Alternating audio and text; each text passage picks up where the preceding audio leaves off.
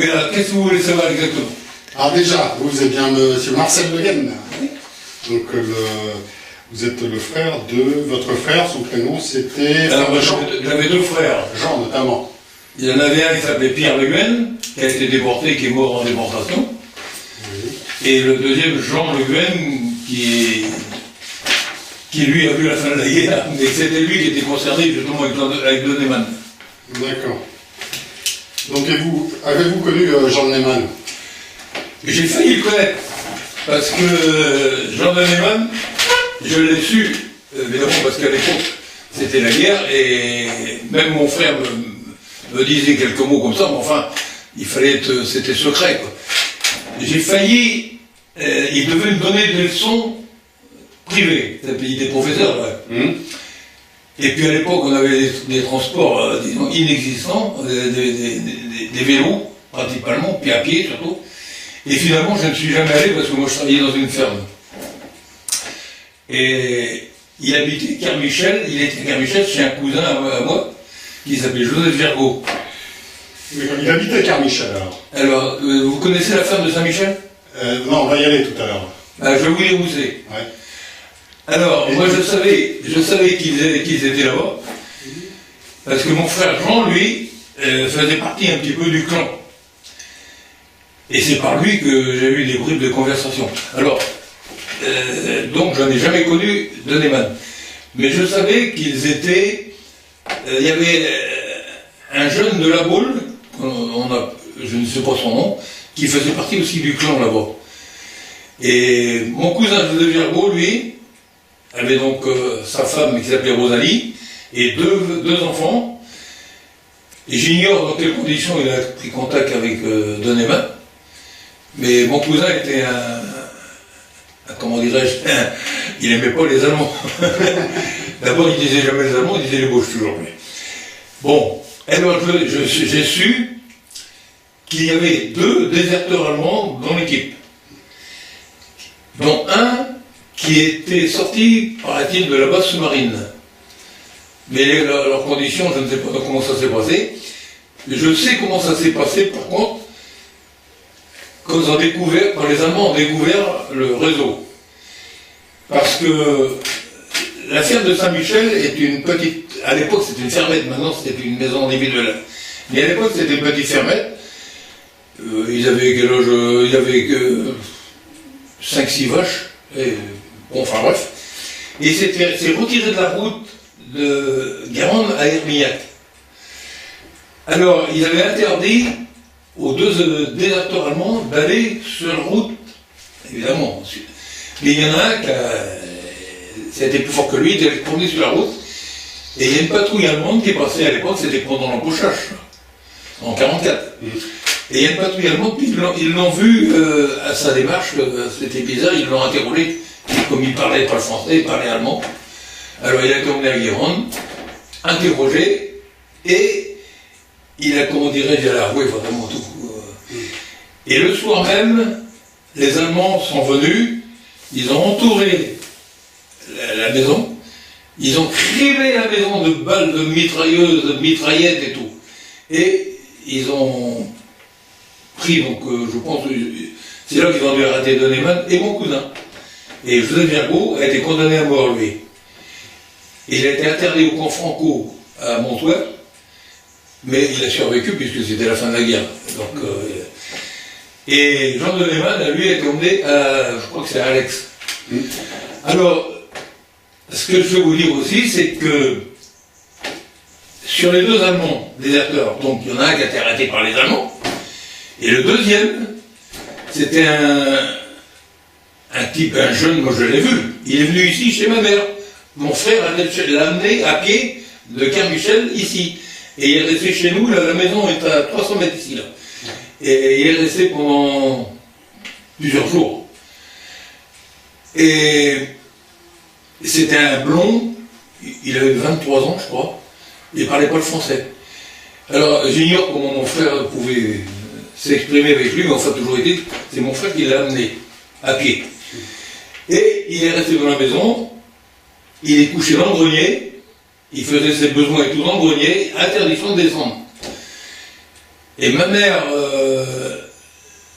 était un petit peu choquée pour deux raisons. Parce que j'avais une sœur qui avait une vingtaine d'années, et un type de 23 ans dans le grenier, vous voyez ce que je veux dire. Alors ma mère était un petit peu inquiète à cause de ça. Alors elle a exigé de mon frère qu'il débarrasse. Alors ce qu'ils ont fait, ça s'est passé comme ça.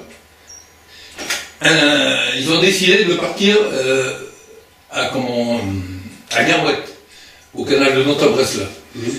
Alors ils sont partis à pied, ils avaient un signe, mon frère marchait devant, et s'il y avait une alerte sur la route, il sortait son mouchoir, et il faisait comme si... enfin bref, et l'autre se cachait dans le fossé. Et ils sont arrivés quand même comme ça jusqu'à Garouette. Et à Garouette, cet Allemand-là est parti à la nage, il a traversé le canal, et il est allé se rendre aux forces américano-françaises, je crois, qui étaient là-bas. Puis on a perdu de vue, on n'a pas su exactement, il paraît que ça n'a pas été très clair de l'autre côté. Mais je ne peux rien dire de plus. Alors, donc il a vécu chez Issy, et mon frère a rapatrié de chez Joseph Virgo, parce qu'ils avaient des munitions, ils avaient des grenades, ils avaient 2 mitraillettes et 200 cartouches. Alors ils ont ramené ça ici, à Kervy, chez Pierre Litou, qui était maire de Saint-Nicolas. Mais Pierre Litou ne faisait pas partie du clan à Donneman. Mais ils étaient quand même résistants. Alors mon frère, lui, qui avait des contacts avec les deux, il a tout ramené, en accord avec les Litou, il a tout ramené ici. Et il y avait des grenades, il y a un sac de grenades qui est venu ici chez ma mère. Je vous expliquerai après les grenades, le son des grenades. Donc, moi ce que je sais, j'ai appris, mais longtemps après, que Donneman avait été fusillé. Mais longtemps après, hein, parce que les communications à l'époque... alors, au mois de juillet 1944, dont mon frère aîné, lui, a été arrêté par les Allemands ici, à Saint-Lipheur, et on l'a perdu de vue jusqu'à la fin de la guerre. Et on a su qu'il avait été emmené dans un camp à Neuengamme, à côté d'Hambourg, où il est mort, il travaillait à Wilhelmshaven. Bon, ceci dit... Frère aîné, c'est Jean, hein. Pardon ? Le frère aîné, c'est Jean, hein. Alors, mon autre frère Jean, lui, par contre, était toujours en contact avec Pierre Litou, ici, là. D'accord. Mais il était un rang très modeste. Hein. Bon, mais il a transporté des munitions quand même, parce que à Kermichel, j'ai appris, toujours par mon frère, pas par mon frère aîné, parce que lui, il était muet, lui. Mais l'autre, j'ai appris que les Allemands allaient déterrer les mines dans les champs de mines, les mines Teller, les mines assiettes en allemand. Et ils avaient donc récupéré des munitions de ça. Alors, moi je ne sais pas plus, hein. À la fin de la guerre, je parlais des grenades, là, après le 8 mai 45, on les a fait exploser ici, là. Et il y en avait, je ne sais pas, une bonne quinzaine. Alors il y avait les grenades à manche allemandes, là, qui étaient les plus dangereuses, avec un manche en bois, et il y avait des grenades qui étaient comme des citrons, mais couleur noire avec un bouton bleu, en plastique. Enfin, il n'y a pas de plastique à l'époque. Alors avec mon frère, on les a fait exploser, là. Et on a eu la surprise dans les grenades, il y avait une grenade fumigène. Et une grenade à manche, là. Alors, on dégoupillait la grenade, on la balançait, puis il y avait des murs qui faisaient 40 cm d'épaisseur, on se cachait derrière, on attendait, puis on comptait jusqu'à 6. Puis, ça pétait. Alors on allait voir, après le résultat. Et puis là, la grenade fumigène, on attendait, il n'y a aucune détonation. Alors on sort, oh là là, un nuage de fumée qui est allé jusqu'à Carlio, là-bas. Alors, c'est là qu'on a su que c'est une seule grenade fumigène. Et puis on a fait tout péter le long, ça. C'était après le 11 mai, parce que du mai... Pardon, c'est après le 11 mai. Ah bah c'était après, bien sûr. Parce que c'est le 11 mai ici que la... Vous avez signé une réédition à Bouvron. Ah, mais c'était plusieurs jours après. Ouais, c'est ça. Ah oui, oui, parce que moi-même, j'ai été arrêté par les Allemands aussi. J'ai fait 2 semaines de prison à Saint-Nazaire. J'ai été libéré. Alors attendez, l'armistice a été le lundi 8 mai, et moi j'ai été libéré le vendredi. Ah bon. Alors, donc, ah bah, j'ai failli partir en concentration aussi. Oui, parce que je ne le savais pas. Donc, je ne vais pas parler de moi, mais j'avais déterré dans une tranchée anti-char, il y avait des mines anti-char. Et moi, je ne savais pas. Et puis, il y a un Allemand qui m'a pris en flagrant délit, que je cassais les petits murets qu'il y avait, où étaient cachées les mines. Mais moi, je ne savais pas, enfin bref. Alors, toujours est-il qu'après la guerre, donc, pour revenir aux grenades, mon frère m'a dit, tu viens avec moi, alors, la maison, elle est pas loin, elle est à 300 mètres, là. Et à l'époque, la maison était couverte en chaume, et il y avait une espèce de grange, on appelle ça une grange, qui n'appartenait pas à ma mère, mais dans laquelle on était bien obligé de passer, puisque c'était un lieu de passage. Et c'est celle-là qui nous a servi d'abri pour balancer les grenades. Alors voilà tout ce que je sais, moi, pratiquement de... Ouais, c'est ça. Parce que moi j'ai des mots comme ça, peut-être. Alors ça, c'est Jean de Néman, je sais pas, des fois vous la... Oui, ben, je l'ai su, parce que je vais voir des fois comment dirais-je, j'assiste aux cérémonies. Et je ne l'ai jamais vu. Je l'ai jamais vu. Je répète, normalement, il devait me donner des cours. Mais ça ne s'est jamais fait, parce que je n'avais pas les moyens de transport pour y aller. Et puis lui, il se déplaçait pas. Parce que dans un truc, on me dit là, je reviens sur quelque chose que vous m'avez dit, il habitait Kermichel, ou c'était le poste de commandement et son habitation en même temps, parce qu'on me dit qu'il habitait Kerjean. Je ne peux pas vous le dire. Vous savez pas? C'était là qu'était le poste de commandement. Oui. C'est ça. Oui, mais... Et lui, il habitait où? Je ne sais pas s'il habitait là. Ou Kerjean. Kerjean, c'est à côté aussi, non? Je ne sais pas. Comment? Kerjean, la ferme de Kerjean. Ah, je ne sais, Kerjean, je ne connais pas, non? Non? Non, non. Je vous expliquerai tout à l'heure la femme de Kermichel. Mais je sais que, donc, ils étaient là, mais ça ne veut pas dire que les Allemands étaient là, eux autres. Les Allemands étaient dans la maison parce qu'il est interdit de circuler. Hein. On dit que ça a été pillé et tout ça, la maison a été pillée. Je ne sais pas. Et sinon, si je vous parle de... Bon, Joseph Jarreau, il n'y a pas de problème. Bernard Cabasson, ça vous parle? Jean Merci, donc, puis Jean Le Guen, bah, vous connaissez bien sûr. Alors, il y avait un Gaulois, je rappelle, j'ai entendu dire qu'il y avait un jeune Gaulois avec eux, mais je ne connais pas son nom. Quand on dit un jeune Gaulois, c'était un garçon qui devait avoir entre 20 et 25 ans. Mais en plus, je ne l'ai jamais vu, puisque je n'ai pas vu de Neumann. Mais j'avais entendu dire qu'il faisait partie aussi de la bande. D'accord. Il y avait un déserteur aussi, on dit tchèque. D'après ce que je sais, ils étaient 4. Donc, de Neumann, le Gaulois, et 2 Allemands. Et puis mon frère qui faisait la navette, lui, entre Saint-Wolf et Salifer. Mais mon frère ne couchait pas là-bas, lui. Hein. Lui, il venait ici, on avait la maison, on habitait ici, nous. Ma soeur, d'ailleurs, restait dans la maison. Moi, je n'y étais pas, parce que je travaillais dans une ferme. J'avais 14 ans. J'avais 14 ans à l'époque. À cette époque, il fallait surtout manger, donc c'est pour ça qu'on était dans les fermes. Donc, oui, donc, professeur, pas de problème. Donc, Kerjean, on ne sait pas. Et j'ai même appris qu'à la fin de la guerre, qu'il était communiste. Oui. Je le savais pas. On dit que c'était un des principaux animateurs de la résistance. Est-ce que un des principaux animateurs, un chef de la résistance, Jean de Néman, que c'était lui le chef? Vous savez pas? Paraît-il, attends, toute réserve, paraît-il qu'il communiquait avec Jourmand.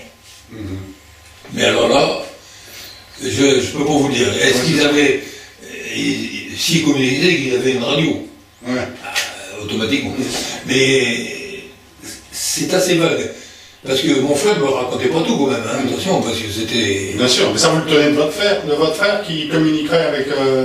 mon frère Jean faisait la navette, lui. Je rappelle qu'il faisait la navette entre... Mais c'est votre frère qui vous a dit qu'il communiquait avec... C'est lui qui m'a raconté. Ouais, c'est ça. Ah oui. Il savait très bien que c'est pour moi qu'elle allait raconter ça à tout le monde. Hein. Par contre, mon frère, lui, c'est comme une carte, il disait pas un mot, rien, on n'a jamais su de ses activités. Il travaillait un petit peu indépendamment, en dehors. Et, Frère aîné. Votre frère aîné. Notre frère aîné. D'accord. Quand il a été arrêté, il avait des armes sur lui, et il était arrêté sur la route de Saint-Nazaire à Saint-Lifard, à 800 mètres là. Mais on n'a jamais su exactement. Enfin, il est considéré comme déporté politique. Et son prénom, c'est comment déjà votre frère? Votre frère aîné, le prénom de... Pierre-Marie Le Pen. D'ailleurs, il y a une cérémonie à Saint-Lifard qui a été faite il y a 5-6 ans, 7-8 ans peut-être, pour son nom est au monument aux morts maintenant. D'accord. Oh, parce que c'était Monsieur Litou, parce que nous on l'appelle Pierre Litou parce qu'on le connaissait très bien. Monsieur Litou était soi-disant chef d'un réseau, enfin il était chef d'un réseau, et lui s'est beaucoup occupé de notre famille, et donc il s'est occupé pour moi pour me faire libérer de prison de Saint-Nazaire aussi, et il a tenté, et s'il a réussi je ne sais pas, mais comme la guerre était finie, j'ai été libéré le vendredi, je répète. Il savait très bien que la guerre était finie. Parce que c'est long, à Trécrolin, il y avait 6 Allemands qui gardaient un canon de 88. Là. Alors moi je les connaissais, les Allemands. Et j'ai appris à parler allemand avec eux d'ailleurs. Alors, oui mais attention, c'était des ennemis. On avait des contacts avec eux, mais c'était pas amicaux, hein, c'était... c'est tout. Mais Pierre Litou, lui, il faisait... Pendant l'empochage, là, il traversait les lignes pour aller à Nantes. Ouais. Et il était même un petit peu culotté, comme on dit. Parce qu'il s'est permis, c'est vrai, il s'est permis de fumer des cigares de troupe devant les Allemands qui habitaient dans son château. Des cigares de troupe de l'armée française. Ouais, j'imagine, oui. Ah oui, il était culotté. Mon frère aussi avait un petit pistolet 6,35 qui gardait dans sa casquette. Et Litou aussi, il avait un revolver. Je l'ai vu. Si j'en parle, c'est parce que je l'ai vu. C'était des 6,35 à varier. Ça s'écrit comment, Lito? Comment? Lito, ça s'écrit comment? L-I-T-O-U-X. Oh, c'était un monsieur très bien. Il a été député après la guerre. Oui. Bon, je le retrouve. Mais c'était un... Alors lui aussi, il n'aimait pas les Allemands. Et à Kerby, c'est un château, un petit château. Et dans son château, il y avait des officiers qui résidaient. Et il s'est permis de faire des choses qui étaient à mon avis, un petit peu gonflées. Et bon, bah, il en a réchappé, la guerre s'est terminée. Mais il faisait pas partie, je le répète, il faisait pas partie du clan à Deneman. Ouais, d'un autre réseau. Ils étaient, je ne sais même pas s'ils n'étaient pas en relation, je crois. S'ils étaient en relation, c'est par l'intermédiaire de mon frère. C'est tout. Enfin, c'est mon frère qui a récupéré toutes les armes. C'est ça. Pas les mines anti-chars, parce que je ne sais pas ce que c'est devenu ça. Mais les mitraillettes, il y avait 200 cartouches, paraît-il, et j'ai jamais su ce qu'elles sont devenues après. Ça a été récupéré, ça a été amené à Kerby, puis après, mystère. Sinon, au niveau des actes de résistance, vous en avez entendu parler de choses qu'ils ont fait Les actes de résistance. Non. Ça se passait... non. Et vous savez, c'était ultra secret parce que même à la Libération, on a vu les gens, on a été tous surpris de savoir qu'ils faisaient partie des FCP. Alors, des frontières en partisans, je Oui, c'est ça. Ouais. Mais, ah bah non, c'était secret là. Et puis moi, je vous rappelle, j'avais 14 ans quand même. Vous êtes né en quelle année, vous? Pardon, votre date de naissance, c'est... La moi? Oui. 8, 10, 29. Ça, c'est pour boire le champagne le jour de votre anniversaire. Oui. Donc en 44, j'avais 15 ans. Ouais, c'est ça, ouais, ça fait 15 ans. J'ai toujours un an de plus que l'année en cours. Ouais. C'est ça. Ouais, mais Pierre Michel, j'y suis retourné une fois, et il n'y avait personne. J'ai pas pu parler aux gens, là. Parce que j'ai travaillé, moi, chez Jean-Joseph Gergaud, là. En 1943, j'ai passé plusieurs mois chez lui.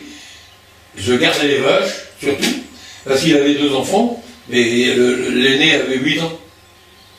Et le deuxième avait 5-6 ans. Alors moi je gardais les vaches et je donnais un coup de main à la maison, à faire la cuisine. C'est bon. Alors après je suis parti à l'île de la Motte. C'était pas loin, c'est à côté de Montpignac, à Saint-Molf, entre Saint-Molf et Kermichel. Et ça devait être une personne qui devait être de la famille à la femme à Joseph Gergaud. C'est comme ça que j'ai su. Alors là c'était une grande ferme, donc ma présence était plus utile dans cette grande ferme, parce que j'étais, si vous voulez, une bouche de trop à nourrir quand même dans la petite maison.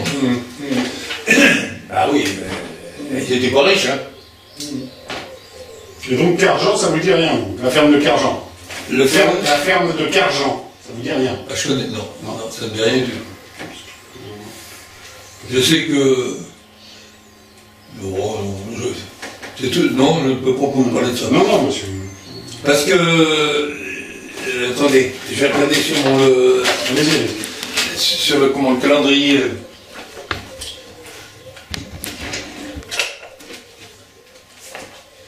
La ferme de Kermichel, il y a le carrefour. Je vais vous expliquer où c'est. Ça va faire ça. Ah bah vous l'avez le plan. Alors, Kerbillon, route de Kerbillon, Bouzère, voilà, c'est là, et il y a le fameux carrefour, c'est bien ça. Et là, il y aura la ferme de Kerjean, là, parce que... Ah bah je suis pas au courant. Parce qu'on dit des... Enfin, j'ai lu, hein, faut que je me renseigne plus amplement, qu'il habiterait à Kerjean et que le poste de commandant était à Kermichel. Alors là, je peux pas. Non, je ne suis pas au courant. D'accord. Alors, attendez, Saint-Maul, Baguet... La ferme où je suis allé, elle n'est pas marquée, mais c'est par là, là. C'est du côté de Montpignac. Parce que j'ai assisté, bien sûr, comme tout le monde, au bombardement sur Saint-Nazaire. On voyait passer les avions. Parce qu'ils arrivaient par l'île du Mai, là. Et bah, je m'en souviens de ça. Ouais. Ouais, écoutez, c'est bien, hein. De toute façon, vous n'avez pas des photos de l'époque, à tout hasard, de la ferme, de tout ça Alors, j'ai perdu mon cousin, parce que c'était un cousin, pour dire quel degré de parenté nous avions, la mère de Gergaud et ma grand-mère étaient sœurs. Ah oui. Alors, à l'époque, nous avions des relations... plus soutenu quand même. Parce que Joseph Gergaud avait 2 frères. Il en avait un qui est parti en Angleterre, et je crois qu'il a fait partie de la 2e DB du général Leclerc, après. Et le 3e a été tué quand il y a eu le siège de Dunkerque. Il était marin à bord d'un torpilleur. Et le torpilleur a été coulé, puis lui il a été tué. Alors... celui qui était parti en Angleterre, ben évidemment, on l'a revu qu'après la fin de la guerre. Hein. Et j'ai perdu mon cousin Gergaud, là, parce qu'après, il a été libéré, puis moi j'avais autre chose à faire. Et je l'ai revu, mais des années après. Alors je sais qu'il était interné au camp Franco à Montoire. Si vous avez entendu parler de ça. Oui. Mais il a été condamné à mort. Il a été libéré 45 jours après, je pense. Ah bah, vous en avez plus que moi, là. Vous en avez plus que moi. Ah bah oui. C'est bien. Bah, pour moi, c'est des souvenirs, parce que ma mère, elle n'était pas tellement heureuse ici quand l'Allemand était là, parce que... Ah, je peux vous raconter une anecdote, quand même. Il avait interdiction, cet Allemand, là, qui était couché dans le grenier, enfin, il vivait dans le grenier, Et à Keralio, là, ici, le village qui est à quelques centaines de mètres, là, il y avait un groupe de soldats allemands, mais c'était pas des Allemands, c'était des Géorgiens. Et les Géorgiens, ils étaient plus pourris que les Allemands. Et alors, ils étaient là, ils étaient stationnés là, je sais pas pourquoi. Et un jour, il est quand même descendu du grenier. Est-ce que c'est pour un besoin, pour uriner ou quoi, j'en sais rien. Il est descendu et il y a un Géorgien qui est arrivé. Et il lui a demandé, Madame pas là? Alors lui il a répondu nix, nix. Et puis ils sont partis. Heureusement parce que sinon, ma mère risquait d'être fusillée. Alors ça c'est la seule anecdote. Ben, c'est pour ça qu'après, elle a décidé, elle a dit, faut le faire partir très très très vite. Parce qu'on dit, dans ces actes de résistance, on dit justement, il fait la chasse aux Georgiens pilleurs de ferme. C'est ça quoi, les pilleurs de ferme. Alors, bah oui, mais moi je peux pas. Je vous raconte ce que je fais. Oui, on est là pour ça, je m'en prie. Non, mais c'est très bien. Alors. Bon, bah c'est parfait, bah écoutez, sinon au niveau des photos, tout ça, vous n'avez pas de photos de l'époque, Alors moi, des fois. Souvenirs, des trucs matériels. Pardon, là. Des choses matérielles, des photos, des trucs comme ça. Ah non, j'ai rien. Ah, j'ai rien du tout. J'ai rien du tout. Non, parce que. Même. On a payé un tribut, puisque mon frère est mort. Au fait, mon frère aîné qui a été déporté, il est mort une semaine après la libération. On l'a su par internet, il y a pas longtemps. Hein. On l'a su par internet. Mais on ne sait pas s'il a été enterré dans une fosse commune ou pas, on ne sait pas. Et il était à Mauthausen, pardon. À Wilhelmshaven, au camp de Neuengamme. Si vous avez entendu parler. Tout à fait. Et lui, on a connu un déporté qui l'a connu, qui habite à la Bernerie, là, et ils ont fait le voyage ensemble pour aller en Allemagne. Et c'est tout ce que je sais. Et il travaillait, il était dans la marine, donc il travaillait sur le port. Mais on a très peu de détails. Alors, on a su qu'il a été là-bas, parce que longtemps après la guerre, on a reçu un colis, et dans ce colis, il y avait un stylo et une bague. Et le stylo, c'est ma sœur qui lui avait offert. Donc il fallait reconnaître les objets qui avaient été récupérés au camp de Neuengamme. C'est comme ça qu'on a su qu'il avait été là-bas. On a été sûr. Et la bague, c'était, vous n'avez pas connu ça, mais pendant la guerre, avec des pièces de monnaie, on faisait des bagues, avec l'alliage de laiton, enfin je sais pas quoi, on fabriquait des bagues. Donc c'était ça. Et puis mon frère, lui, il s'en est réchappé, il a jamais rien eu. Il était gonflé parce que il avait un air, comment dirais-je, il inspirait pas la méfiance. Alors, il passait devant les Allemands, puis je sais pas, il faisait ça d'une façon naturelle, et il n'interrogeait pas, il fouillait pas, rien du tout. Une fois, il est passé avec eux, il avait des grenades sur lui, et puis il avait son revolver dans la casquette, un 605. Non, mais c'était bizarre. Il y a des choses qu'on peut parler. C'est tout. Alors évidemment. Mais mon frère Jean, lui, n'a jamais été.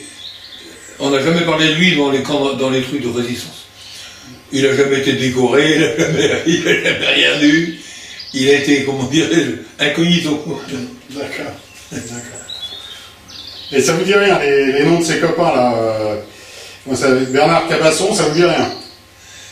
Mais j'aurais bien aimé connaître de leur donner man non pas tellement pour ça, mais parce que c'était un professeur, et puis moi j'avais envie d'apprendre à l'époque. Alors, parce qu'il paraît qu'il parlait l'allemand couramment, il parlait donc le français, et il parlait le polonais bien sûr, d'après ce que je suis. Tout à fait. Et il parlait très bien allemand. Alors donc, vous avez récupéré des papiers de... Ouais, c'est sa nièce qui m'a envoyé tous ses papiers, sa médaille, tout ça. Donc, même ça, Vous en savez plus que moi. Ah ouais, Ça me va. Ah ouais. Ah ouais, bah ça, c'est des. Ça, je l'ai vu en reste- photo. ça me reste- Je l'ai vu en photo comme ça. Ah ouais. Mais exactement, je peux pas vous dire s'il était doux, s'il était méchant, s'il était brutal, bah, je connais. D'accord. Ok. Je connais pas. Et c'est des cours de quoi que vous vouliez prendre avec lui?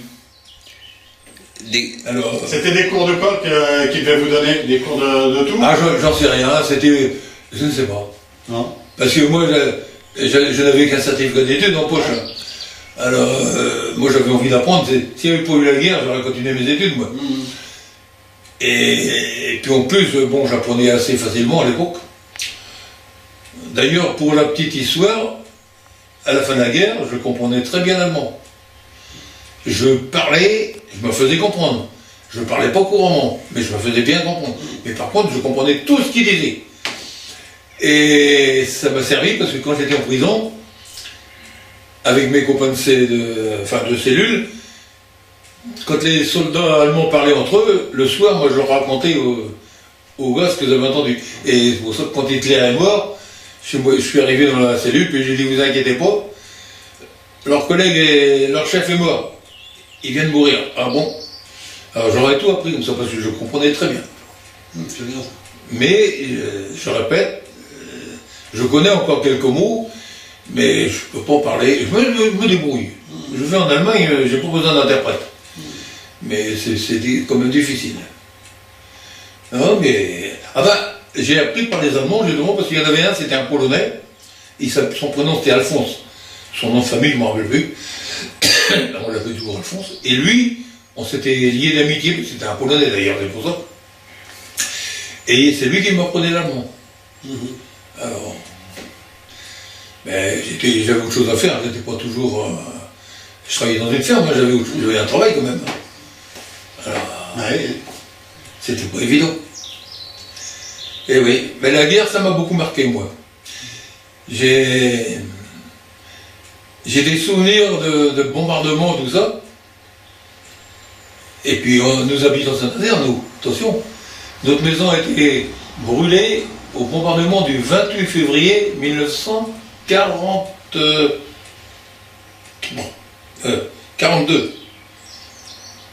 Non, 43, pardon. 28 février 43. Et il y a eu des grands bombardements de nuit par les Anglais. Je déforme un petit peu le truc, je dévie. Non, c'est bon, c'est bon. Alors, il y a eu un bombardement le 28 février, le 21 mars, je crois. Il y a eu 3 bombardements là. Mais le 28 février, c'était le plus terrible. Il a duré presque 1 heure, un quart. Et c'était surtout des bombes incendiaires. Et nous habitons un logement en plein centre-ville. Rue du Bois-Savary et rue du Maine. Au coin là. Et notre maison, mes 2 frères travaillaient à Saint-Nazaire, ils travaillaient sur les remorqueurs, je sais pas quoi là. Et ils étaient à l'abri. Et à la fin du bombardement, il y a 2 bombes incendiaires qui sont tombées sur la maison, dont une n'a pas explosé. Et ils ont réussi à sauver quelques meubles de la maison. C'était quand ils sont sortis, elle a terminé, parce que la maison brûlait. Et sur le palier, il y avait une bombe au magnésium qui n'avait pas explosé. Et on l'a ramené ici à Saint-Nazaire, à Saint-Nicolas, pardon. Et on l'a brûlé. Vous savez ce que c'est que le magnésium? C'est un métal. Mais ça, on le grattait, puis on mettait ça dans le feu, puis ça faisait des flammes blanches. Alors donc, c'est à ce moment-là que mes 2 frères ont été obligés de venir ici, parce qu'ils ne pouvaient plus travailler à Saint-Nazaire, il n'y a plus d'habitation. Et après, ça a été les Américains qui ont pris le relais, mais à la fin de l'année, quand il y a eu les apprentis. Et c'était avec à l'époque, on ne disait pas les B-17, on disait les forteresses volantes. Et moi, j'ai assisté au premier bombardement qui ont tué les apprentis, là. Et puis, je m'en souviens comme si c'était hier. Et le plus grand bombardement qu'il y a eu, c'était le dimanche 3 janvier 1900. Attendez, que je raconte pas bien. Non, 43. C'était. Attendez, que je raconte pas de bêtises. Non, c'était 42. Au mois de novembre 42, il y avait les apprentis, là. Attention, je me trompe dans les dates, là. Et le dimanche 3 janvier 1943, alors là, ça a été un dimanche, le bombardement a duré presque 1h30. Il y a eu 10 B-17 d'abattus, et je crois que c'est 38 chasseurs allemands. Ouais. Il y avait des parachutes partout dans le ciel. Et à côté de Guérande, là, derrière chez le magasin Leclerc, il y a une stèle qui indique où il y a un B-17 qui a été abattu, avec tout l'équipage. D'ailleurs, ils ont tous été tués, je crois. C'est marqué sur le sol. Oh, il faisait un temps comme aujourd'hui, là. C'était au mois de janvier, mais il faisait un temps comme aujourd'hui. À 10h, on a entendu les avions arriver, parce qu'ils arrivaient toujours par l'île du Mel. Et puis moi, j'étais à Saint-Molf, là-bas, je travaillais dans la ferme. Bon, c'était un spectacle. Et on était inconscient parce que la DCA tirait dessus, et il y avait des fois des obus qui étaient tombés même à Saint-Molf, qui n'explosaient pas, la DCA. D'ailleurs, au fait, en parlant de ça, à la ferme de Kermichel, il y a un obus de DCA qui est tombé pas loin de la maison, qui n'a jamais été récupéré. On l'a entendu tomber. On a sondé avec une perche, il était au moins à 3 mètres de profondeur. Et c'était des obus qui étaient gros comme des litres, là, vous savez. Ouais. Et il doit toujours y être. On va peut-être pas y aller à la ferme de Kermichel. Non, mais je sais à peu près, à 10 mètres près, je sais où il est tombé. Ah ouais, vous l'avez pas dit aux gendarmes, ça? Je suis jamais retourné. Je voulais parler aux gens là, qui habitent dans la maison maintenant. Et puis il n'y avait personne alors. Donc, puis j'ai pas peut-être voulu les embêter parce que vous savez, les jeunes maintenant. Si vous leur dites qu'il y a une bombe chez eux, peut-être qu'ils vont réagir. Bah ouais, bon, enfin, il était profond, hein. Il y en avait qui tombaient. J'ai ramassé des morceaux d'avion dans les champs parce que moi on vivait qu'à la campagne. Et puis je peux vous raconter une anecdote aussi. Quand on avait des besoins à faire dans les champs, on avait du papier partout avec les tracts. Ah ouais. Des tracts, ils ont balancé des quantités. Hein. Alors on s'essuyait avec des tracts. Oh, il y en avait partout. Et ce que j'ai jamais compris, en 1944, parce que ça se passait à ce moment-là, c'est là qu'ils ont balancé le plus d'ailleurs, les papiers, ils tenaient, mais des jours et des jours, sans se défaire. C'était du bon papier, hein. Même avec des photos en couleur à l'époque. Hein. Ça arrivait, il y avait des photos en couleur. On était au courant de tout, de ce qui se passait pendant la guerre. Quand le Bismarck allemand a été coupé, a été coulé, le cuirassé allemand, ben par les tracts, on avait une photo là-dessus. C'était les Américains qui balançaient ça, les Anglais? Ah ouais, en plein jour. Parce qu'après, en 1944, il n'y avait plus beaucoup d'avions allemands qui volaient. Puis ils volaient à une altitude, attention, hein. Ils étaient à perte de vue. Et moi, j'avais une très bonne vue à l'époque. Alors, je sais pas, j'étais curieux. Bon, ça me plaisait de regarder ça. Ils balançaient également, il n'y a pas que des tracts. Quelquefois, quand à l'avance d'un bombardement, ils balançaient des petites lamelles métalliques pour brouiller les radars. Alors c'était, comment on appelait ça, comme de la paille métallique, mais coupée en petites lamelles comme ça. Ils balançaient ça, et ça faisait des nuages, et ça brouillait les radars. Et c'est comme ça qu'on l'a su. Alors, l'histoire des bombardements, ouais. Ah, moi je me rappelle la première fois que les B-17 sont arrivés à Saint-Nazaire, ils ne volaient pas haut. On voyait l'étoile blanche sur les flancs. Alors il y en avait 19. Ils sont arrivés, ils étaient, pour quelle hauteur ils étaient, à 1000 mètres peut-être, je ne sais pas. Et il y a un appareil qui a été abattu à la gare Saint-André environ. Là. Moi je l'ai vu faire ça, il est tombé. Alors ils étaient 19, ils ont bombardé Saint-Nazaire et quand ils sont revenus, il en manquait encore un. Il en était 17 après. Et ils sont partis, toujours l'île du Mai, c'était la route, Piriac, là, et ils s'en allaient. Mais après, ils allaient plus haut, parce que la DCA, la flaque comme ils appelaient, alors après ils étaient presque à la limite de la visibilité. Bah oui, c'est normal. Bien sûr. Parce qu'au début, ils étaient confiants dans leur avion qui était soi-disant très bien isolé, très bien blindé, je ne sais pas comment ils appelaient ça. Ils étaient tranquilles sur la force de leur avion, de leur appareil, mais la flaque aussi. Hein. Alors, après, ils ont monté. Mais les bombardements, la nuit c'était les Anglais, puis la journée c'était les Américains. Oh, il y a eu des histoires aussi parce que dans la ferme où je travaillais à côté de Montpignac, là, un soir c'était les Anglais, donc il y a un avion, il n'est pas allé jusqu'à Saint-Nazaire, il a tout lâché sa cargaison de bombes incendiaires dans une châtaigneraie qu'il y avait là.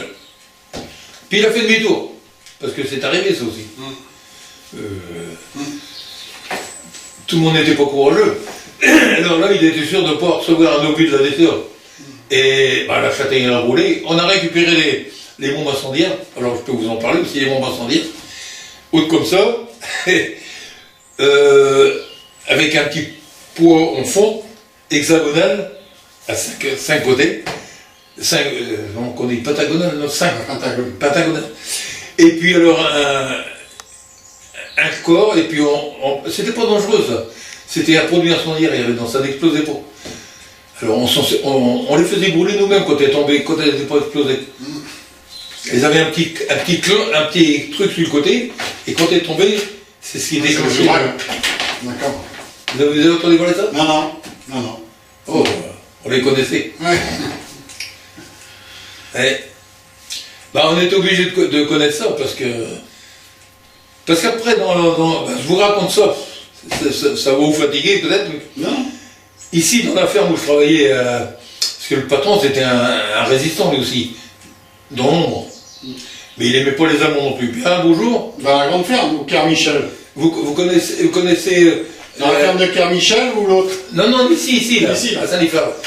Vous connaissez comment les GQ qui vendent des plantes là, ici là? Non. Vous connaissez pas là? Alors il y a une ferme qui est un peu plus loin, ça s'appelle Trécrolin, le village où il est pas loin, t'as 1 kilomètre là. Et à l'époque c'était pas une route, c'était un chemin de traverse. Et il y avait 2 types, c'était pendant l'empochage, attention, je précise, pendant l'empochage. Il y avait 2 types qui ont tiré sur 2 motards allemands qui passaient sur la route de Saint-Nazaire à Saint-Nicolas. Or, les 2 motards, ils les ont loupés, ils ont tiré, et les 2 motards sont descendus, et pour la petite histoire, ils ont balancé les grenades sans les dégoupiller. Parce qu'on les a récupérés, nous. C'est pour ça que je vous en parle. Alors, où il y a la pépinière JQ maintenant, le terrain appartenait à la ferme, et il y a eu une grenade qui est tombée sur le terrain. Et nous, on l'a récupéré, il n'était pas découpillé. Ils étaient tellement affolés, les Allemands, ils ont pris la grenade et ils l'ont balancé comme ça. Seulement, voilà, le soir, la ferme a été entourée, parce qu'ils sont arrivés, bon, ils étaient peut-être, je ne sais pas, peut-être 200 soldats. Ils sont arrivés de Saint-Nazaire, il y en avait partout. Et ils ont cerné la ferme, et puis nous, on a été... Alors moi, j'étais le long du mur, les mains en l'air, les mitraillettes et les fusils braqués du bois. Vous savez pas pourquoi?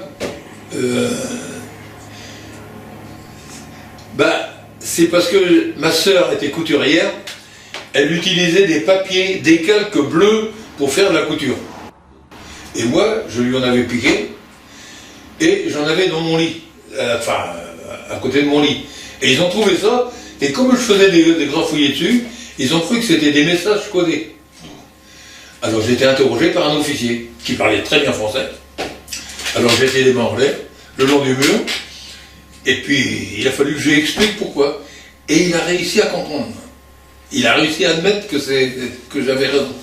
Alors après, les fusils se sont baissés, et ils ont interrogé tout le monde, ils ont fouillé la maison, et je peux vous dire que s'ils avaient trouvé quelque chose dans la maison, eh ben on y passait tous. Voilà. Ah oui, alors c'était sérieux. Oh, ils étaient au moins 200. Ils sont arrivés, tous les Allemands qui étaient aux alentours, ils arrivaient. Et ils avaient encore des sangs pour mettre dans les voitures et dans les motos, hein, je peux vous le dire. Ah oui, ça rigolait pas. Hein. Alors, bon, après on sort. Alors ils ont fouillé la maison, Et nous, dans la maison, on avait tué un cochon. Il y avait sur la table, il y avait des pâtés, tout ça. Ils n'ont rien pris. Pas un pâté a disparu. Hein. Pas un morceau de lard. Rien. Attention. Et ils n'avaient rien à manger. Ils crevaient de faim, les Allemands, pendant le Pologne. Ouais. Moi, je les ai vus manger des oignons crus. Ah oui. Ah ben, c'était la guerre peut-être, mais ils commençaient à vraiment tirer la langue. Hein. Ah ben, c'est des souvenirs, ça. C'est des souvenirs. Je vous embête avec ça. Non, c'est pas bien. Mais c'est vrai que c'était nos ennemis, d'accord, mais qu'est-ce que vous voulez, nous on attendait que la fin de la guerre. Hein. Puis après, bon, ça a été l'apothéose. Je ne sais pas ce qu'ils sont devenus, ceux qui étaient là. Ils ont été pris. Après, si, je peux raconter ça aussi quand même. Après, dans la ferme, là, j'ai dirigé un groupe de 6 ou 7 Allemands. Et c'était moi qui avais 15 ans qui les dirigeais, qui les faisais travailler. Après la guerre? Ah oui, voilà. Et comme je parlais allemand. Alors, c'est pour ça que c'est moi qui leur faisais. Et alors, ça faisait drôle parce que c'était des adultes. Et commandé par un gamin, parce que j'étais un gamin. J'avais beau faire 1m80 parce que j'étais grand, mais j'étais quand même un gamin. Et ils obéissaient.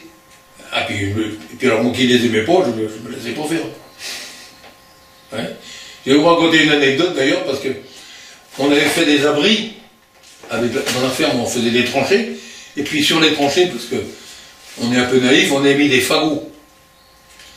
Évidemment, si le feu est présent, on aurait été grillé, mais enfin, on mettait des fagots pour protéger des éclats d'obus. Et il y avait une tranchée comme ça, alors après, c'était chargé avec les Allemands, hein, on avait deux bœufs, une charrette, et puis il fallait qu'ils prennent les fagots, puis les mettent dans la charrette. Et puis il y en a un qui a commencé à râler, ça lui plaisait pas. Alors, il s'est révolté. Ah oui, mais alors, là j'ai piqué une colère. Alors j'ai pris les bœufs, j'ai rangé les bœufs, et j'ai dit maintenant chacun portera son fagot sur son dos, et ils ont fait comme les fourmis avec des œufs, vous savez, et ils sont partis. Et ils ont oublié. Et une autre anecdote aussi, ils étaient à table, là, une grande salle commune, nous on mangeait sur un bout, puis eux ils étaient à l'autre bout, et devinez de quoi ils étaient nourris. Des poissons-chats avec des pommes de terre. Tous les midis, et le soir, c'était des poissons-chats avec des pommes de terre. Parce que le soir, ils allaient dormir au commando à Saint-Lifard. Ils venaient travailler dans la journée. Ils dormaient pas à la ferme. Alors le midi, ils étaient là, et puis il y en a un qui... Alors, moi je comprenais très bien l'allemand. Il y en a un qui dit comme ça, c'est tous les jours la même chose, et ils nous prennent pour des sauvages, enfin bref. Ah bon? Alors je me suis levé, puis j'aurais parlé en allemand, j'ai dit, puisque vous trouvez que la nourriture n'est pas bonne, je suis allé, j'ai tout pris, toutes les assiettes, j'ai tout mis à la poubelle, et j'ai dit maintenant, Arbeit, au travail. Et ils sont partis travailler sans manger. Et ils ont obéi. Alors, et en plus j'étais sans nouvelles de mon frère aîné. Hein. Oui. Alors, je vais vous dire que j'allais pas leur faire des cadeaux. Hein. Puis ça a duré plusieurs mois. Et j'ai un souvenir d'un des soldats allemands que j'ai gardé. Il m'avait donné sa boîte de, comment on appelle ça, une boîte de compas. Mais avec, parce qu'ils avaient du bon matériel en Allemagne. Alors, une boîte noire avec les compas, parce que c'était un truc d'études, un compas d'études, vous savez comment on va à l'école. Voilà, c'est des souvenirs, ça. Mais, ouais, le débarquement de Normandie, on s'en rappelle. Moi, je me souviens, quand on s'est réveillé le matin, quand on entendait le bombardement d'ici, hein, de la Normandie. Pendant un mois, on entendait le roulement de canon. Et à la ferme où je travaillais, il y avait une TSF. Et on était au courant de tout. On écoutait les messages de Londres. On était au courant de tout ce qui se passait. Et la libération, vous l'avez vécu comment le jour où ça y est, c'était la libération? Comment vous l'avez vécu? La fête, ou je sais pas ou... Ah bah moi, la libération, à ce moment-là, je travaillais plus dans la ferme. Hein. Ouais. Non. Non mais même vous, en tant qu'individu, comment vous l'avez vécu? Vous avez fait la fête? Je sais pas quoi, vous avez... Ah bah oui, on a fait... Comment vous l'avez appris déjà? Bon, on a fait la fête, vous savez, on n'avait pas beaucoup d'argent. Hein. Vous savez, et puis il n'y avait pas grand-chose. on vivait qu'avec ce qu'il y avait dans la nourriture dans les fermes, on mangeait du cochon, surtout du cochon. Dans la ferme, ils fabriquaient le pain, vous savez, c'était restreint. Hein. Et puis, non, on était toujours inquiets, on a fait des recherches, puis j'ai été à Saint-Nazaire aussi après. J'ai visité Saint-Nazaire, j'ai vu les restes de la ville, mais c'est tout. Puis après, si, je suis retourné travailler dans la ferme après. Dans cette ferme, puis après je suis parti au collège technique, mais ça c'est une autre histoire. Ça. Après j'ai fait 2 ans de collège technique là-bas. Parce que moi je voulais apprendre. Je voulais pas. Vous savez, c'était pas ma tasse de thé de travailler dans une ferme, diriger des bœufs, des vaches et des chevaux. J'avais autre chose dans la tête. Enfin bref. Mais la guerre, c'est là que j'ai trouvé les jours les plus longs. C'était long. Les journées étaient très très très longues. Et puis on manquait beaucoup de choses. Hein. Et dans la ferme où je travaillais, là, on cultivait du tabac. On faisait de l'huile de colza. On faisait de l'abattage. On tuait des veaux, des vaches, des bœufs, des moutons, j'en sais rien. Fallait voir le trafic qu'il y avait là-dedans. Oh, mais attention, c'était pas du marché noir. C'était pour sauver pour nourrir des gens. C'était pas du marché noir. Parce que mon patron, c'était pas un trafiquant. Il faisait ça pour la bonne cause. Ah ouais. Ah, c'était. On en a appris des choses là. Oh. On est compte? On cultivait du tabac, on faisait du tabac pour les gens qui fumaient. Et l'huile de colza, on cultivait du colza et on faisait de l'huile qui n'était pas tellement raffinée. C'est météo donc on n'est pas tous morts aussi.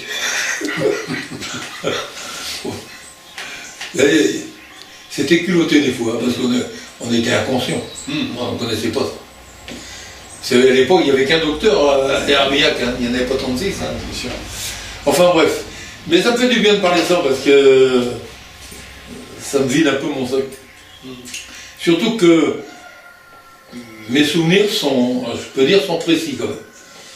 Il y a des dates, je vais peut-être un peu, des fois, un décalage, mais quand même, le commando de Saint-Nazaire, en novembre 42, je m'en souviens. Hein. Tiens, au fait, je peux en parler aussi. J'ai vu dans les marais de Kerville 2 soldats anglais qui s'en allaient, qui partaient, qui s'échappaient. Et je les ai vus passer, ils n'avaient pas ni casque, ni képi, ni calot, mais ils étaient bien en anglais. Ah bah, ils étaient bien soldats. Hein.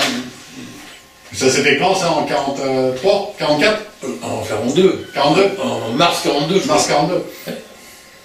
Et je me rappelle de l'explosion du Campbell-Toul. Moi j'étais justement, par hasard, j'étais dans les marais de Kerville, parce que on faisait la navette, vous savez, Kerville, je connaissais comme ma poche. Et il était midi moins 10 par là. Alors, parce qu'on avait l'heure allemande comme maintenant. Hein, on avait l'heure de l'Europe centrale, donc c'était la même heure que maintenant. C'était midi moins 10, j'ai entendu une explosion à Saint-Nazaire.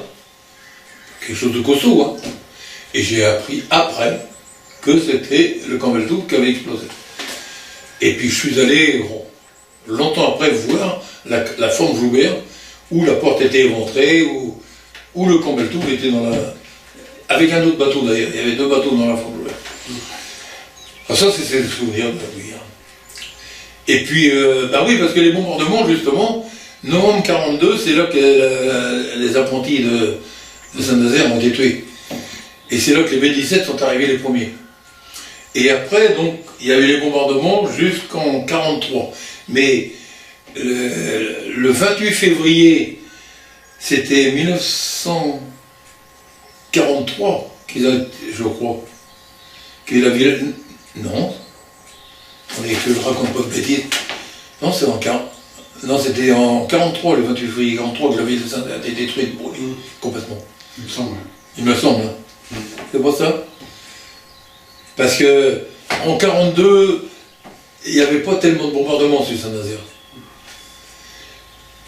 Quand il y a eu le commando, là, on était surpris parce que le soir, il y avait des avions qui ont survolé Saint-Nazaire, mais ça nous a semblé bizarre parce que c'était pas un bombardement, c'était un passage d'avion. Et on savait bien que c'était des Anglais. Alors on se posait des questions. Tiens, il bombarde pas, mais c'est curieux. Puis la DCA qui, évidemment, tire dessus. Et dans la nuit, il y a eu la pétarade, et on a appris le lendemain par la radio, justement, qu'il y avait eu le coup de main, l'opération Chariot. Mais c'est le lendemain qu'on l'a appris par la radio. Alors c'est pour ça que c'était ambigu à l'époque, et les Anglais, ils venaient ils avaient très peu d'avions. Où ça s'est amplifié, c'était en 1943, ouais. Ah oui, alors là, attention. Ah, et la ville était rasée. Et il y a des choses bizarres aussi à Saint-Nazaire, parce que la ville de Saint-Nazaire a été rasée à 85% environ. Mais curieusement, tout le long de la plage de Saint-Nazaire, là où il y avait tous les quartiers résidentiels, les maisons échappaient au sinistre. Mais ça s'explique aussi, je vais vous dire pourquoi. Parce que le passage des avions, quand ils bombardaient, c'était le port, la base sous-marine et les chantiers. Donc ils ne passaient pas sur la plage, ils passaient vers l'intérieur de la ville. Ce qui fait qu'il y avait un couloir, si on peut appeler ça, où ils balançaient les bombes, mais comme ils étaient très hauts, ça tombait un peu partout. Hein. Et puis ils avaient bombardé la base sous-marine, où ils avaient des bombes de 2 tonnes, je crois, après, des énormes bombes. Oh, il y a eu des histoires comme ça, c'était... Il y avait... Oh, c'est trop long à raconter, mais ils ont eu des problèmes, les Allemands aussi à Saint-Nazaire. Et la base... Ah oui, parce que dans la base sous-marine, moi je connaissais des gens qui travaillaient, des Français. Parce qu'il y avait des Français qui travaillaient à la base sous-marine. Alors ils me racontaient ce qui se passait et ce qu'ils avaient entendu. Parce que il y avait des gens qui comprenaient l'allemand et ils racontaient. Bien sûr. Voilà. Bah, c'est impeccable, hein, c'est bien. Voilà. On va pas beaucoup de plus. Hein. Bah, merci beaucoup, hein, en tout cas. Mais ça s'estompe un petit peu quand même les souvenirs 70 ans après quand même. Bah oui, c'est sûr, c'est normal. Hein. C'est normal. Hein. C'est normal. Mais comme j'étais curieux, je répète, et on était bêtes parce que quand il y avait un bombardement, on se mettait dehors. Ouais. Alors qu'il y avait des éclats d'obus, ça pleuvait. Et une photo de votre frère Jean, vous n'avez pas? Des photos de votre frère Jean. Ah, Jean voilà, c'est dans les archives. Dans les archives. Bah oui. Bah, il a navigué après la guerre, il a navigué dans la marine de commerce, puisqu'il était marin. Puis après, il a vécu au Havre pendant des années. Puis après, il a connu une femme au Havre. Puis il est mort. Après, il est parti à Melun, je crois bien. Il est décédé à Melun d'un cancer. Okay. Bon, bah, écoutez, vous avez mes coordonnées? Pardon? Mes coordonnées, vous les avez? À qui? À moi. Non. Je vous les laisse. Ah non.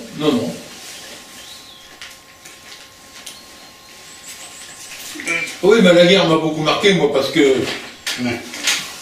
Je vous laisse. Qui vous a donné les renseignements comme ça?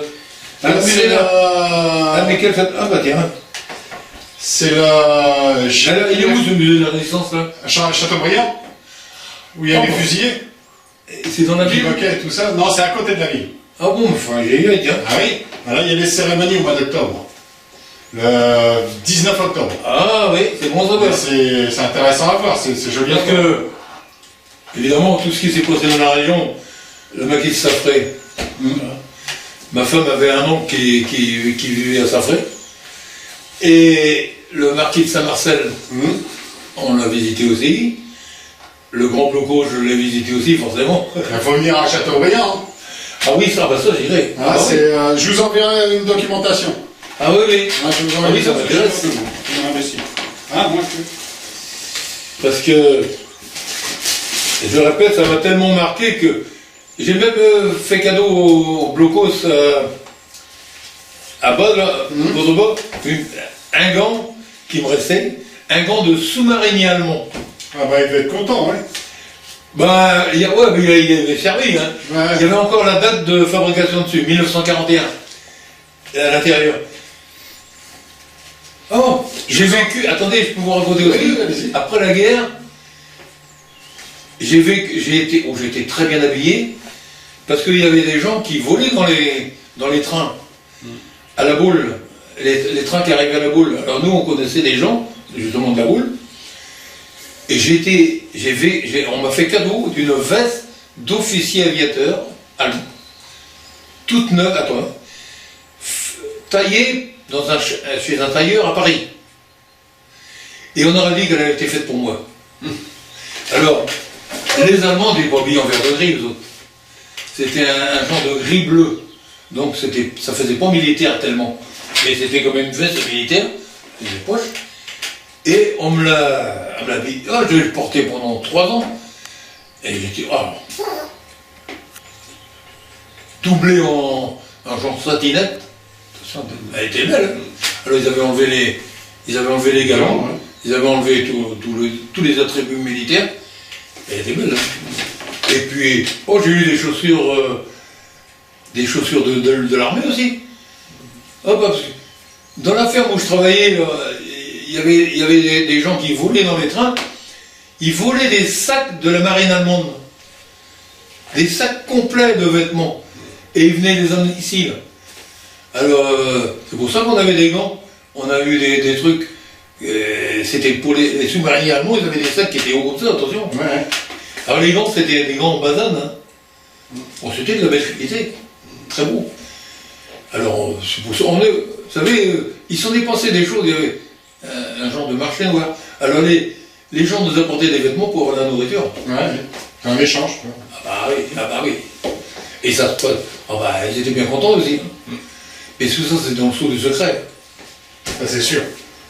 Et moi, j'ai porté ma veste après la guerre. Attention. Je ne l'ai pas portée parce que. Vous aurez vu, là. Ils étaient pas quand même. C'était pas con non plus, hein. Non, mais j'ai porté 1945, 46, 47. Je crois bien qu'en 47, je l'avais encore. Ah ouais. Alors, on était habillés quelquefois comme ça. Ah ouais, c'est des petits souvenirs qui remontent à la surface comme ça. Mais le musée, j'ai rien de voir. Je vous enverrai l'invitation pour l'inauguration. Avec plaisir. Je vous enverrai tout ça. Il y a des choses que j'ai pas tout vues, parce que. Ouais. Mais venez, je vous enverrai pour le mois d'octobre. C'est un bâtiment, c'est comment C'est une ancienne ferme, et puis il y a la carrière des fusillés, où ils ont été fusillés. Ah bon? Ouais, qui était le champ de tir des Allemands. Parce que le maquis de Saint-Marcel aussi, pas le maquis de Saint-Marcel, c'est un maquis aussi. Oui. On apprend beaucoup de choses d'ailleurs, parce que concernant la région ici, parce que c'était surtout Saint-Marcel là-bas. Mais on apprend beaucoup de choses concernant la région. Ouais. C'est souvent cité. Et moi, je suis toujours curieux de ce qui s'est passé. Mon frère aîné, je reviens là-dessus, ce qui a accentué son truc, il a eu deux médailles de sauvetage.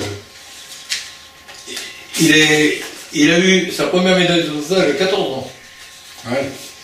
Et sa deuxième médaille de sauvetage, il a eu en septembre 1939.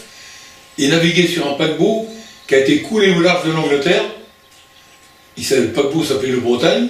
Et il venait de Fort-de-France, Martinique, il arrivait en France. Et il a sauvé des passagers du paquebot. Parce que c'était un paquebot mixte, passagers et marchandises. Alors il a eu sa deuxième médaille de sauvetage là. Total respect. C'était un dur à cuire. Monsieur Le Guen. C'est pas parce que c'était mon frère. Non, mais d'après ce qu'on en entend parler, effectivement, ça doit être... Mon frère, Pierre, il y a la mairie Saint-Léfa, ils pourront vous donner renseignements parce qu'ils ont tout le dossier concernant la fête, la cérémonie qui a été faite après. Ouais. Parce qu'il a une plaque maintenant au monument. C'est la moindre des choses. Voilà. Merci bien, monsieur Le Guen. Je vous remercie. C'est moi. Ah, c'est nous.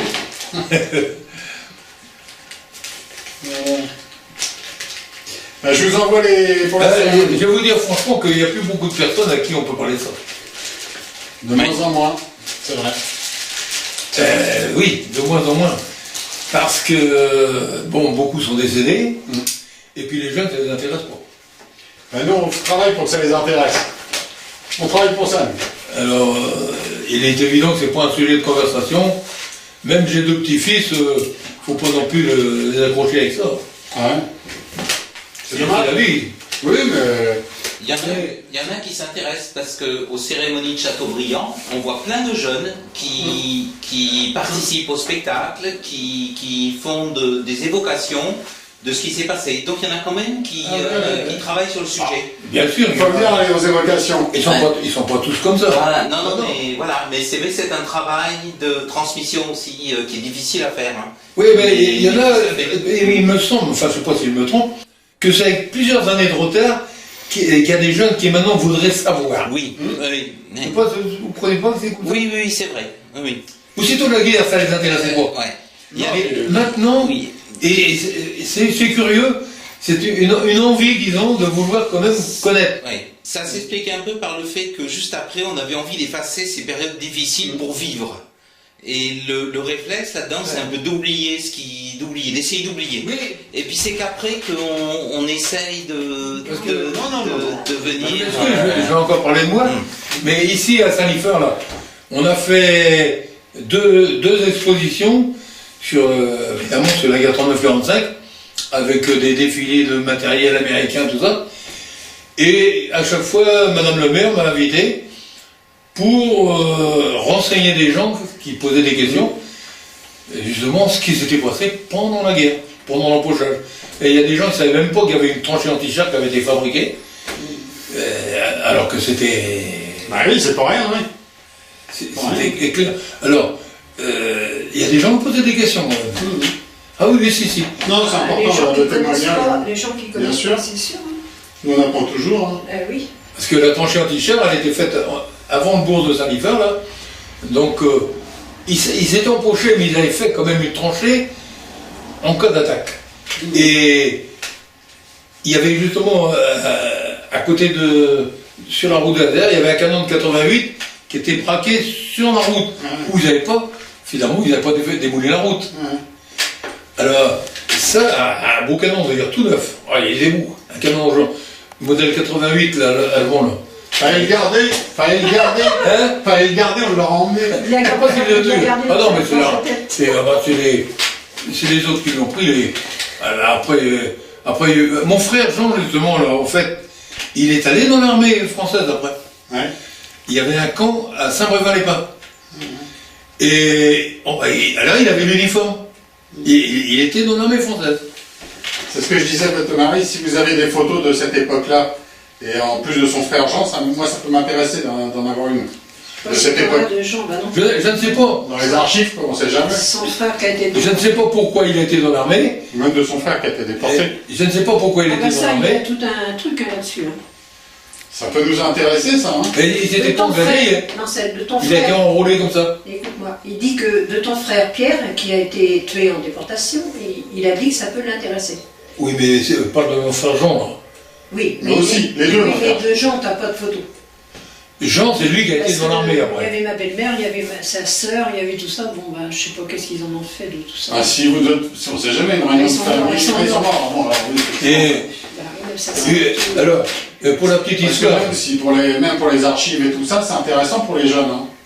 Si vous avez des choses. Hein. Ah bah, de Pierre, il en a beaucoup. oui, mais pour la petite histoire, parce que ça me rappelle un mauvais souvenir, il était à Saint-Brévin, j'ai été le voir là-bas, on pouvait dormir et manger avec les soldats, hein. Vous savez que c'était là.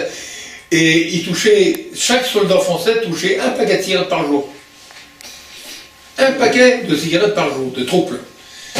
Et moi, il me donnait des paquets de cigarettes, parce qu'il y en a qui ne fumaient pas. Et c'est comme ça que j'ai appris à fumer. Ah, voilà. Heureusement qu'il a... Ah oui, parce que je donnais des cigarettes, puis il me dit, toi, tu fumes pas.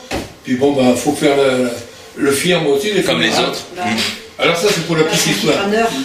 Mais Tout le monde, hein. il est resté quand même, attention, c'était la fin de la guerre, là. Et mon frère est resté dans l'armée française, encore, je ne sais pas, peut-être 1 an encore. Puis après, il est rentré dans la vie civile, puis après dans la marine civile, enfin, dans la marine de commerce. Et oui, oh ben tout ça, ça... T'as pas de photo de Jean dedans. T'as pas de photo. Ah non. Ah, il y a des trucs que je connais pas tout, moi. À part de Pierre, parce qu'ils lui ont mis un truc au monument mort. Oui, c'est ce que vous avez expliqué. Ah oui, d'accord. Et nous, Mais on... si ça, vous avez des documents comme ça, c'est important pour nous, pour nos recherches et tout. Ah oui, et il dit que c'est très important pour Pierre, là, tous les documents de trucs et tout. Bah, les documents de mon frère, moi, ils sont à la mairie. Hein. Ah bah c'est Ouais. bien. Bah, c'est Ouais. très bien. Eh, C'est très bien. vous voulez les voir? Vous les Bah, avez il faut que je les cherche. Bah oui, mais vous avez donné les originaux à la mairie? Écoutez, vous me donnez c'est bien qu'on donne les personnels. j'ai l'adresse Voilà. et je peux écrire, envoyer un Ah oui, courrier. c'est chez moi là. Ben, je ferai des photocopies. Ouais, Je tout à ferai fait. des photocopies de ce que j'ai. Ouais, puis s'il y a quelque chose qui m'intéresse vraiment, bah, je peux me déplacer puis scanner, de manière informatique, Mais, voir. vous savez, les photocopies, c'est pas ça, c'est pas les photocopies, je veux dire, mais mon frère Pierre, je pourrais dire que ce qui a été mis en évidence dans la cérémonie, là, parce que tout le reste, moi, c'est mon beau-frère qui a tout pris. Il a pris les médailles. C'est pas ce qu'ils en ont fait. Et il a tout, mon beau-frère, celui qui était marié, ma soeur, il a tout accaparé. Les médailles, tout est parti. Puis on il a peut-être donné l'archive, hein. Parce que mon frère aîné avait fait un engagement de 4 ans sur le croiseur Georges Legge, un beau cuirassé, pardon, pas un cuirassé, un croiseur, qui avait été fabriqué à Saint-Nazaire. Et il était engagé, il était donc dans la marine militaire. Et après, il était dans la marine de commerce. C'était son métier. Mais bah, j'ai pas grand-chose sur lui, non, j'ai pas grand-chose. Parce qu'il a travaillé, il travaillait dans les entreprises du bâtiment et à Saint-Nazaire. Vous savez. Alors, bien sûr, cette époque-là, si vous tombez sur les documents, moi je suis preneur. Hein. Ah oui, d'accord. Ouais, ouais. Je peux me déplacer, puis. Oui, bah, c'est à ce moment-là, tu Elle l'a connu, à l'occasion, vous cherchez, puis vous me dites. elle l'a connu, c'était pas quelqu'un qui racontait sa vie. Ouais. Oui, Ça, c'est alors. pour moi, ça. On va aller voir à Carmichel. Bah, vous Ah oui, marquez. vous allez. Ah bah oui, ça, vous allez voir. Allez voir. Non, mais ça, ouais. Enfin, ça a dû Moi, être modernisé. Oui, enfin. Vous allez la voir, cette femme? Ouais. Des endroits. J'irai un jour, parce qu'on est retournant, on est allé avec ma femme, et il n'y avait personne, je répète, il n'y avait personne alors. Oui, bon. Et puis je disais à votre mari qu'il faut venir aux cérémonies de Châteaubriand. C'est quand ça? C'est au mois d'octobre, vers le J'avais une 19. cousine Et là dans le temps, je sais pas si Mauricette Busson, vous la connaissez? C'est pas de la famille à Joël Busson? Si. Et- C'est sa mère. Ah bah voilà, bon, d'accord. Bah, Joël Busson, c'est le président du comité du souvenir. Joël, hein? Oui. Mais je sais, oui, oui. Je travaille avec lui. Je le connais. Je le vois encore samedi, je le vois. Sa mère, nos grands-mères étaient sœurs. Ah d'accord. Alors, Et vous allez Mauricette, maintenant. je sais qu'elle s'occupait énormément de trucs de déportés. Donc je lui parlerai de vous, donc. Oui, si vous voulez, vous Oui. lui dites une cousine à votre mère, Ouais. Paulette Le Gun, qui doit se rappeler, Ouais, j'espère. Vous y allez maintenant, là, à Pierre-Michel? Ouais. Alors, je vais vous dire le plus court chemin pour y aller. Au carrefour, ici, à droite, là, vous tournez. Vous arrivez sur la route de Guérande. Vous tournez à gauche, vous allez comme si vous allez sur Guérande. Et à la Madeleine de Guérande, Et quand on est- il y a le café, vous tournez à droite. Vous prenez la route de Bouzère, le village de Bouzère. Et vous continuez, et vous arrivez à Quirbillon. Vous tournez à droite à Quirbillon, vous faites 150 mètres en faisant, et à gauche, aussitôt, il faut le voir, un tout petit chemin. C'est, Ouais, c'est ce que j'ai vu sur le plan. Là. faut faire attention. C'est pas net, hein. Aussi. Joël, oui. Mais. Si, sur le GPS, Pierre Michel, on devrait le voir. Ouais, d'accord. Bah oui, si, bah Joël, si, bah si. Quand vous arrivez à Quirbillon, Bah, sa maman, bah, elle est morte À droite. l'année dernière. et 100 mètres, même pas, je pense, à gauche. Je sais qu'elle allait D'accord. à Châteaubriand à chaque fois. Et S'en souvenir. c'est une Ah, par petite contre, allée, vous n'avez pas été. c'est carrossable, on peut aller en Bah, voiture, oui, on peut y aller. mais- C'est pas loin. Hein. Et c'est con, les trucs. ça fait environ 300 mètres. Et vous arrivez dans une maisonnette. Maintenant, c'est une maison. D'accord. Je vous enverrai une information là-dessus. 19 octobre.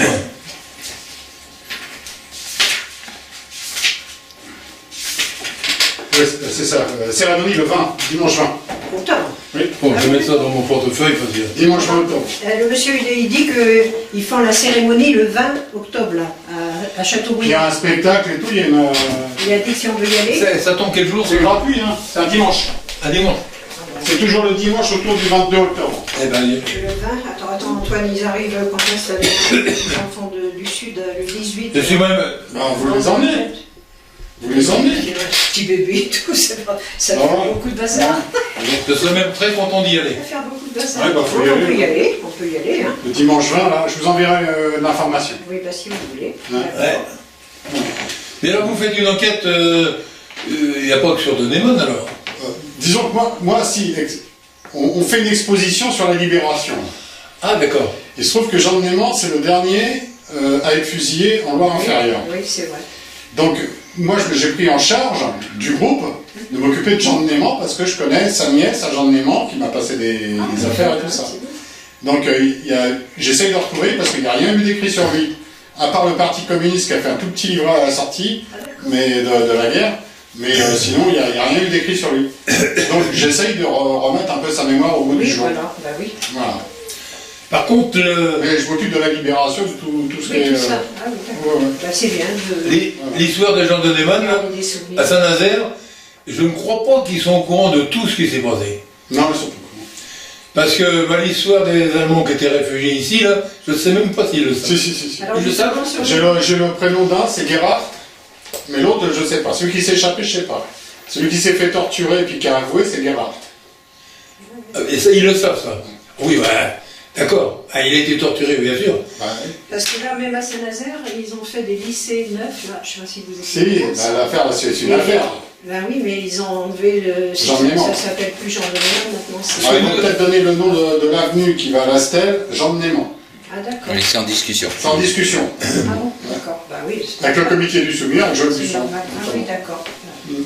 Parce que j'ai vu ça sur le journal, une fois, j'ai vu. On a dû se voir aux cérémonies si vous y allez à Aix.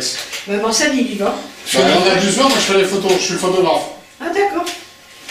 Quand tu es allé à Attends, oui, mais attends. Ce que nous savons, nous, sur Denémone, c'est qu'il a été fusillé sur un brancard. Ah, ça, je ne savais pas. Il paraît qu'il a été tué sur un brancard. Et c'est à l'endroit où il y a la stèle, d'ailleurs, qui Alex. qui a été montée, là. Alex. Mais il a été tué sur un brancard, comment ça? Parce qu'il il n'a pas été torturé. Hein. Il a été torturé. Non. Il n'a pas été torturé. Non. Ah ben, moi, on m'a dit qu'il avait cassé les bras et les jambes. Ah, non. Je ne je vais m'en renseigner, mais Alors moi c'est ce qu'on m'a dit. Hein. C'est Parce pas moi que, qui l'affirme. ça paraît difficile dans la mesure où il a écrit sa dernière lettre le jour même de sa fusillade. Parce que d'après il a tout pris sur lui. Oui. Bon, d'accord. Ça, mais j'avais entendu dire qu'il avait été torturé. Faut se Bah renseigner, non. faut se renseigner. En plus, dans sa lettre, il dit qu'il n'a pas été torturé du tout. Ah bah vous me l'apprenez, moi. Vous voyez? J'ai ça. Et même le livre après dit qu'il n'a pas été torturé. Ça, c'est la copie de sa dernière lettre. Une photocopie, hein. Il a fait une lettre. Oui. Juste avant de mourir. Donc les bras cassés, ça paraît dur. Ah bon? Ça devait pas être vrai. Oui. Le 2 septembre 1944. 12 septembre 44, si. C'est une photocopie, ça. Cette année, il n'a pas pu y aller, non, mais habituellement, il y va, Alex. Hein. Oh là. Donc les bras cassés, ça me paraît difficile. Non, c'est pas vrai. Et il y en a beaucoup qui disent qu'il a été torturé. Il n'a jamais été torturé. Il le dit dedans d'ailleurs qu'il Les était gens, très bien ils traité. racontent- Il raconte des choses, c'est des fois Il était très bien traité, il dit dedans. Ah bon? Parce qu'il de toute façon, il savait qu'il allait mourir. Non, il n'y a pas de raison. Hein. Bah oui. Il avait avoué tout. Non, c'est pas Provence, ça, c'est pas Ah, possible. c'est bien ça d'avoir ces petits-là. Ouais, bah, c'est sa famille, sa nièce qui m'a envoyé tout ça. Hein. Ah ouais. Donc, je recherche, les recherches. Il a de la famille? Oui, il a encore une nièce. Il avait son frère André qui faisait de la résistance aussi, à Jean de Néman.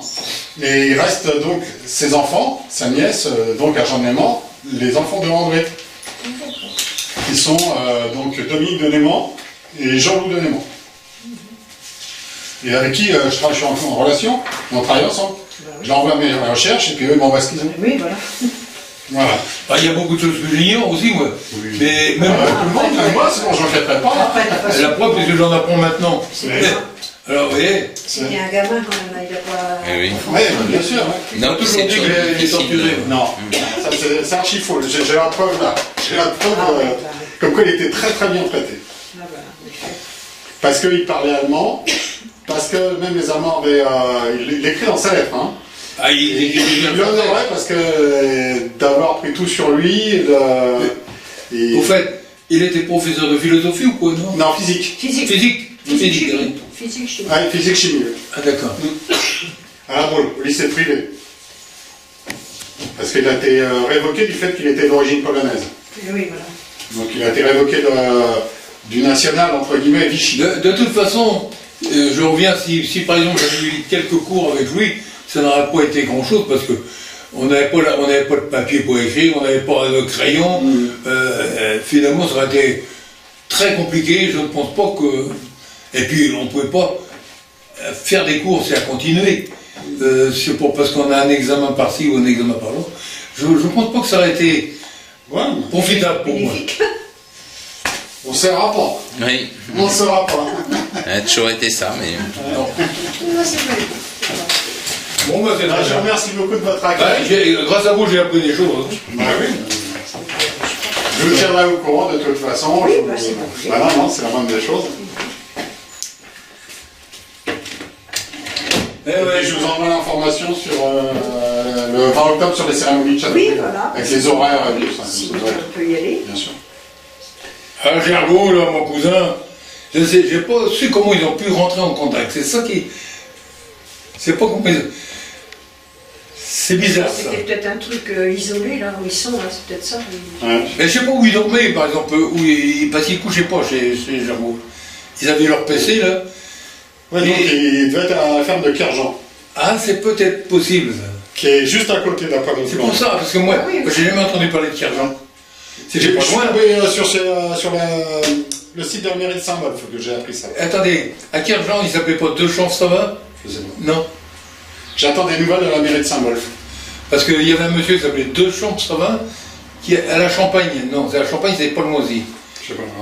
Je vais noter son nom, le champ de Saint-Wolf. Mais je ne sais pas s'il faisait partie de l'équipe, attention, hein. Ouais. Faut pas prendre ça pour... Non, je note parce que ça peut arriver. Je sais qu'il était bien avec mon cousin, là, Deux Champs, ça va. Et bien entendu, il avait un nom noble. Comment ça s'appelle? Deux, en deux mots? La Champagne, ça s'appelait. Non, mais le monsieur de Kerjean, là, deux champs, peut-être. Ah ben, je Comment connais vous pas. l'appelez de... Le nom. Le nom du monsieur. Le nom de milieu Deux Champs. Deux Champs. Alors, Comment comment ça s'écrit, je ne sais moi pas. non plus. On va l'écrire. Deux, des Champs, Savin, je ne sais pas. Je ne peux pas vous dire comment ça s'écrit. Ça va. Je vais faire ça comme ça. Vous mettez comme ça. Attention, attention, je ne sais pas s'il faisait partie. Attention, hein. Faut être prudent, là. Non, mais ça permet de poser des questions. Ouais. Ça permet d'aller chercher encore un peu plus loin, quelquefois. Des fois, on tombe sur un nom. Et puis... Ça permet de Il poser habitait des pas questions loin, et d'en à savoir un la peu plus. Champagne. Et maintenant, je crois que c'est un centre équestre. Il est Attends. peut-être mort. Hein. C'est devenu un centre équestre. Il devait déjà être âgé à ce moment-là, ça se trouve. La Champagne. Il n'existe peut-être plus, le pauvre. Là, ce monsieur, Oui. j'entends qu'il doit être mort. Parce que- Oui. Ah, Mm. c'est ça. Non, mais quelquefois, on peut avoir une piste d'un enfant, de... On va chercher. Ah oui, ça vous On peut occupe. tomber sur... Ah, on sait jamais, je tombe dessus, puis je dis, ah, bah tiens... Ça vous occupe. Ah, bah, non, Ah oui, il y a de quoi faire. Hein. et 70 ans après, comme Ah, ça, si on veut, c'est bien. on va Très chercher. bien. Hmm. Félicitations. Mais je vois bien que oui, vous avez bien la mémoire quand même des... Comment? Je dis, vous avez bien la mémoire des choses, hein, aussi Bah, longtemps des après. choses. Oui, mais je vais vous dire, on voit bien qu'il y a des choses précises quand même. il y a des choses qui sont passées il y a 70 ans, je me rappelle comme si c'était passé hier. Mais il y a des choses qui sont passées il y a 2 semaines, je ne me rappelle pas. Oui, mais ça, c'est notre problème de notre mémoire qui, au fur et à mesure, ne s'améliore pas. On est tous pareils. Par contre, c'est vrai que, mais alors surtout que je me répète, je parle beaucoup quand je suis parti, mais que je me répète, la guerre m'a tellement impressionné que je ne sais pas pourquoi. J'ai même un morceau d'obus allemand ici que j'ai récupéré en priant. Ah ouais? Ah oui, Bah, vous avez des objets, vous voyez? ouais. Vous l'avez dans le morceau? Oui, je vais vous faire voir. Ah bah oui.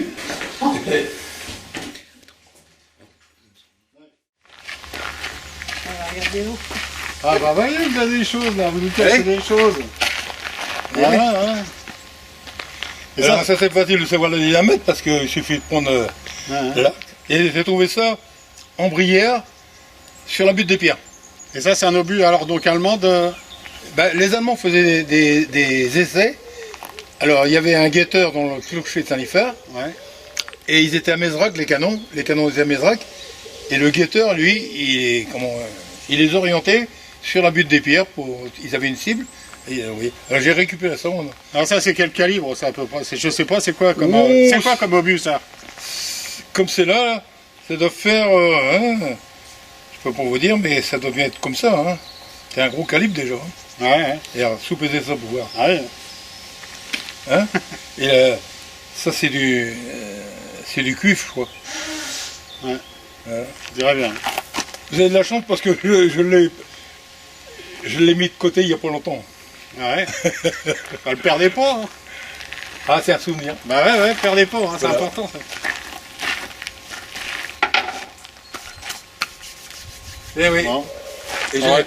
j'ai eu un moment, j'avais un couteau de commando allemand. Un petit couteau comme ça, là. Et je sais pas où il est rendu. Ouais. Ah si, j'ai un masque à gaz qui me reste, tout neuf. Enfin, tout neuf. Il était neuf. De la guerre de 14, mais je sais pas où il est dans le grenier. 14. Un masque à gaz. Ouais. Allemand. Ah ouais, bah. Ouais. Mais celui-là, je le garde comme souvenir. Ah, il est... Gardez-le bien précieusement. Hein. Je suis sûr que si vous allez dans votre grenier, vous allez retrouver des choses importantes. Le grenier, c'est fait pour ça. Ouais, non mais... Ah ben ça, c'est... Donc, tu vas leur enfiler le bleu un de ces jours, puis y aller. Ah, celui-là, je le donnerai pas dans un musée. Non. Ah non, en plus, il est en très bon état, parce que je dis, il était neuf. Ouais. D'où il vient, genre, c'est mystère. Ceux qui s'intéressent à 14-18, ça peut les intéresser certainement. Hein. Peut-être. Bon, enfin, j'espère ne pas avoir m'en servir non plus. Il vaudrait mieux pas. Je souhaite pas que vous vous en serviez parce que ça veut dire que moi je serai pas clair. Hein.